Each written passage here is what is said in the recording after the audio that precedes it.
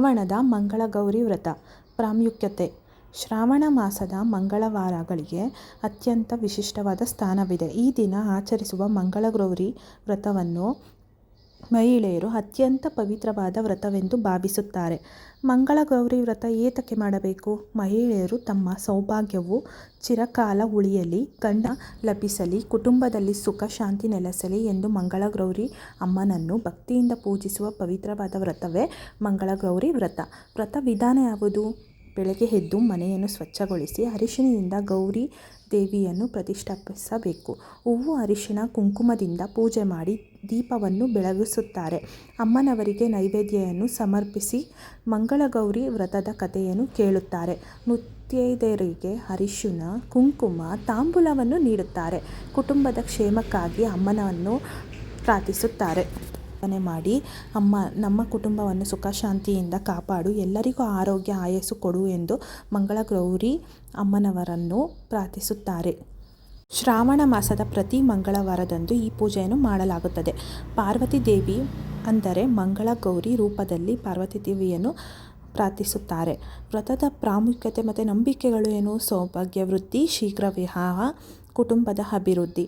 ಆಚರಣೆ ವಿಧಿ ವಿಧಾನಗಳು ಯಾವುದು? ಸ್ಥಾಪನೆ ಮಾಡಬೇಕು, ಪೂಜೆ ಮಾಡಬೇಕು, ಬಾಗಿನ ನೀಡಿಕೆ 5 ವರ್ಷಗಳ ಆಚರಣೆ.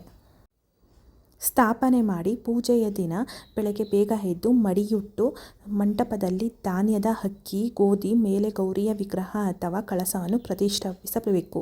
ಪೂಜೆ: ಅರಿಶಿಣ, ಕುಂಕುಮ, ಹೂವು, ಅಕ್ಷತೆ ಮತ್ತು ನೈವೇದ್ಯ ಪತ್ರೆಗಳಿಂದ ಗೌರಿಗೆ ಪೂಜೆ ಸಲ್ಲಿಸಬೇಕು. ಪೂಜೆಯ ನಂತರ ಮಂಗಳಗೌರಿ ವ್ರತ ಕಥೆಯನ್ನು ಓದಿ ಅಥವಾ ಕೇಳಿ ದೀಪವನ್ನು ಬೆಳಗಿಸಬೇಕು. ಪೂಜೆ ಮುಗಿದ ನಂತರ ಮುತ್ತೈದೆಯರಿಗೆ ಬಾಗಿನ ಕೊಡಬೇಕು.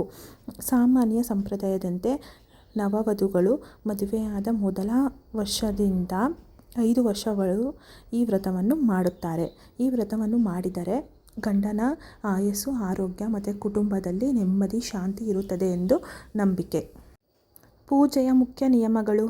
ವ್ರತ ನಿಯಮ: ಪೂಜೆಯ ದಿನದಂದು ಇಡೀ ದಿನ ಉಪವಾಸ ಇರುವುದು ಅಥವಾ ಸಾತ್ವಿಕ ಆಹಾರ ಫಲಹಾರಗಳನ್ನು ಮಾತ್ರ ಸೇವಿಸುವುದು ಸಂಪ್ರದಾಯ. ಅರಿಶಿಣದ ಗೌರಿ: ಅನೇಕ ಮನೆಗಳಲ್ಲಿ ಲೋಹದ ವಿಗ್ರಹ ಜೊತೆಗೆ ಸ್ವತಃ ಕೈಯಿಂದ ಮಾಡಿದ ಅರಿಶಿಣದ ಗೌರಿಯನ್ನು ಪೂಜೆಗೆ ಇಡುವುದು ವಿಶೇಷ.